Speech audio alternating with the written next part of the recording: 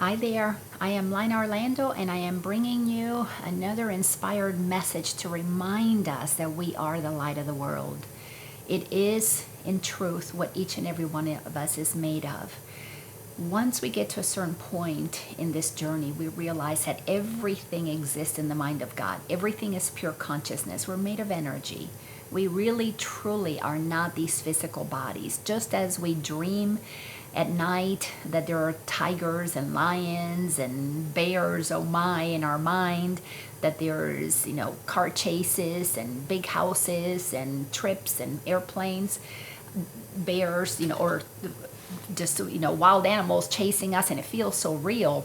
Well, our waking dream, which is what being in this world is all about, is having a dream where we appear to be awake because we get out of the bed and we're awake and we step into the world and we are acting like this is solid and real, is held together because our mind is so powerful. It is scary to recognize how powerful our mind is. It is really our greatest fear, is that we are powerful beyond measure. It's what the Course in Miracles has taught me. But to wake up from the dream is to begin to understand how the dream got created. And it gets created through a decision to have an experience, to be separate from God, to be separate from Source. What if I am God? What if I am my own source? And to deny the source that actually created us. Now, I use A Course in Miracles, this is what I teach from, because I haven't found anything else that is as clear about what has happened to our mind that assists us in correcting it so that we can free our heart. So this particular segment that I am inspired to share with you, it comes from the text in the Course in Miracles chapter 4 in a section called The Illusion of the Ego. And it comes from segment 4, section 4, which is called This Need Not Be. So it's chapter 4, section number 4, This Need Not Be. And I'm reading, a small section towards the end of that particular section. So I'm going to try and tie it together and kind of give you a flavor for what this whole segment is all about. But the most important thing that we need to understand that it need not be that we are suffering. It need not be that we are in this world of turmoil and people hurting. Right now, we are in the middle of 2021. This is June 2021. And we've got a lot in the world that is unraveling. But it has to unravel to help us see that we have given permission to the external world to become so solid that as things are crumbling, they scare us.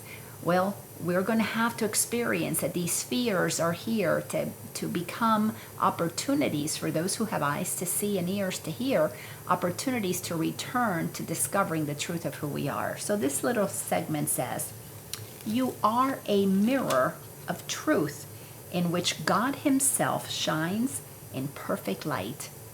Well, we are the light of the world. If we are a mirror and God's light is shining through us, it's what we are here to bring to the world. So to the ego's dark glass, you need but say, I will not look there because I know those images are not true. The ego is nothing more than when you put a pair of glasses on that are dark and you look at the world through dark, rose-colored glasses, but let's call them dark glasses.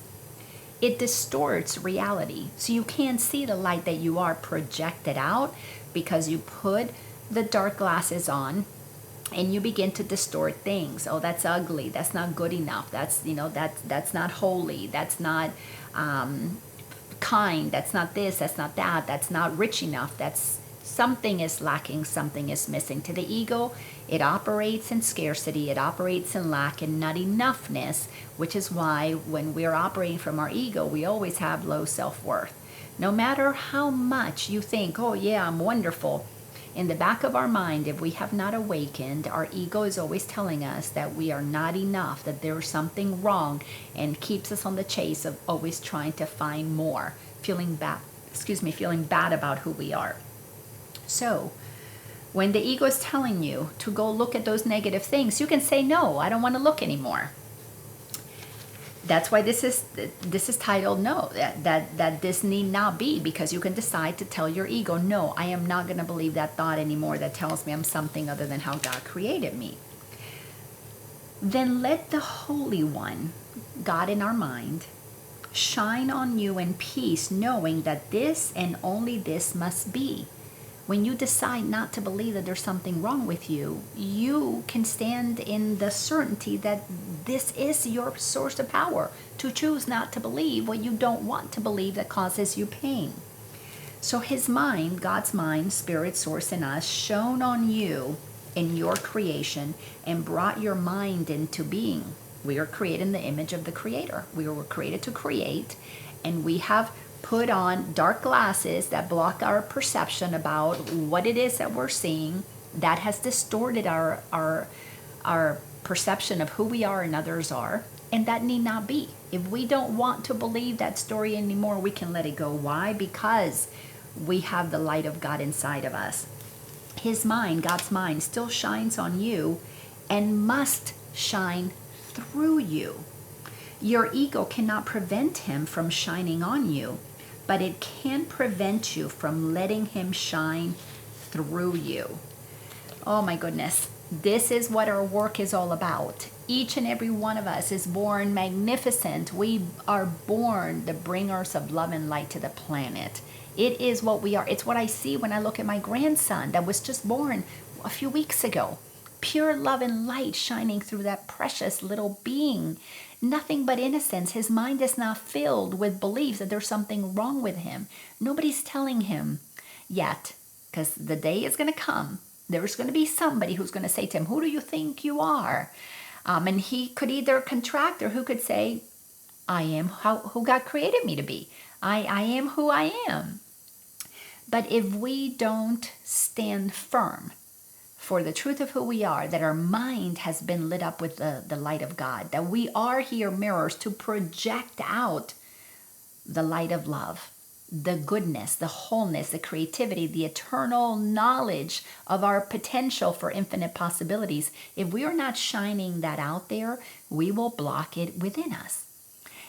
And right now, the world is at a state where we have a lot of people in a lot of fear. This whole, I don't want to say the word because I had a video, one of my videos was banned, but if you talk about that C thing that requires a jab for you to be okay, this insanity that we have bought into that has power over us has made us forget that we have the power to really affect massive change. Now, it's not going to be fast, because in the world of density, things operate with time, so they appear to move slowly. But we've got to take those dark glasses off that have us think that we're not strong, that we're not powerful, that we can't call the power of God to heal, that we can't somehow call the power of God to protect us. It is our birthright to access that divinity, that power, with certainty. But our mind has been confused because we have believed that there's something wrong with us, that we're not good enough, we're not powerful enough. So this is the work of a long time, but it can be accepted in an instant if you so choose to ask the creative source of all that is, that lovingly made you, to just activate inside of you the memory of that. Because when you decide to look for it in you, it absolutely will appear, because when you ask, it is given to you, because you're in essence overriding the mind that tells you it's not so. Let me just read the next couple of sentences. So the first coming of Christ is merely another name for the creation, for Christ is the Son of God.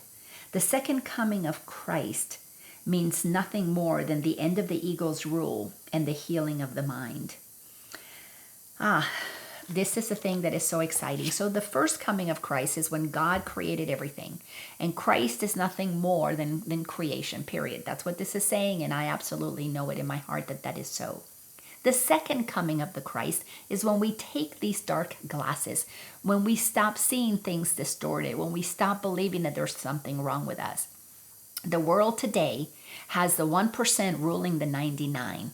You know what's wrong with that? That's not the way God intended it. Not when we are all created equal. So the 99% who think the 1% tells them what to do and are afraid not to do what they're being told to do, has been actively waking up and little by little across the world deciding, no, this is not true, taking off those dark colored glasses, removing the obstacle that blocks them from knowing their worth, and beginning to activate and stand up, and in the way it has to be, demanding from everybody else that they be acknowledged for the holy beings that they are, that our sovereignty, our worth, our holiness matters just as much, each and every one of us. Soon, we are going to see a major clash, because when that 99% speaks up, that 1% is going to cower. No matter how many militaries they might have at their disposal, when the 99% get to the point that they are recognizing that we have the numbers, which means that in the world of 3D and the world of physicality, we have the power in numbers. When we come together and say, you know what, we want everybody to be treated equally. We want everybody to be treated with sovereignty. We don't want anybody being told what to do. We're not going to participate in shaming our brothers and sisters because they don't want to wear a mask or they don't want to get the jab. We are trusting that everybody has God inside. The second coming of the Christ is the acknowledgement that you were created to create your own reality, and so is everybody else. Because when the 99% come together, we cease being pitted against each other by color, by gender, sexual orientation, so many different status, money, whatever it might be. When we decide we are not going to look at externals to measure who we are, we're going to come inside and acknowledge that God is inside and it wants to move through us. We are the light of the world and needs to shine it out. When we begin to do that, we're going to illuminate this planet. It's going to be absolutely amazing. And you know what? If you understand that you're one with all that is and the whole cosmos, the entire universe is cheering on and supporting us in the remembering of the truth of who we are. Because when we collectively shine our light, this planet is going to be beaming light unlike anything that's ever been seen before. That is really how magnificent we are, and why the whole universe is focused on the ascension of planet Earth.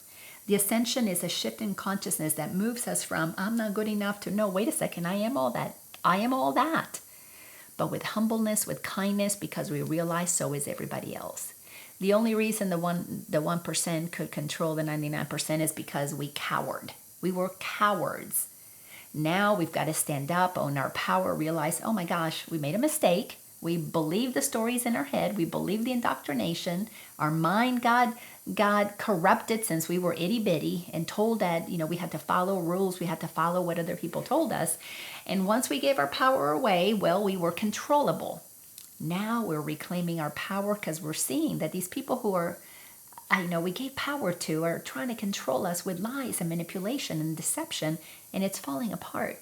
So I love this because this need not be. We need not be operating at the level of dysfunction and suffering that we are. No brother or sister of ours on this planet, holy beings that each are, should go hungry or thirsty or without or suffer or die alone or be forced to take a jab or be forced to be segregated because they're not complying with some person who created some random rules. This is a beautiful time to be alive on this planet. It is a time for us to remember that we are the light of the world. But we need to decide to let it shine through us so that we can then extend that same truth to everybody on this planet. The second coming is when we accept that that's what we are.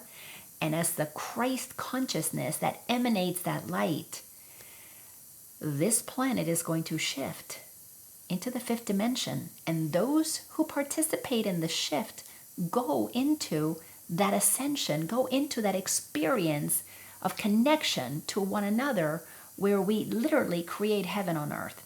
If we don't accept that, we're slowly being bifurcated into two separate groups. It's like the dark and the light are separating those who want to control and are operating from ego, those who want to live in love and light, just as our Constitution states. Life, liberty, and the pursuit of happiness, because it is our inalienable right granted to us by God, our Creator, to all of us. I thank you for listening to this message. If you enjoy this, please share it with others. And I am committed to bringing these bits of inspirations that come through me to help you if it's meant to help you. Love you so, so much. Have a beautiful, magnificent day. Bye-bye.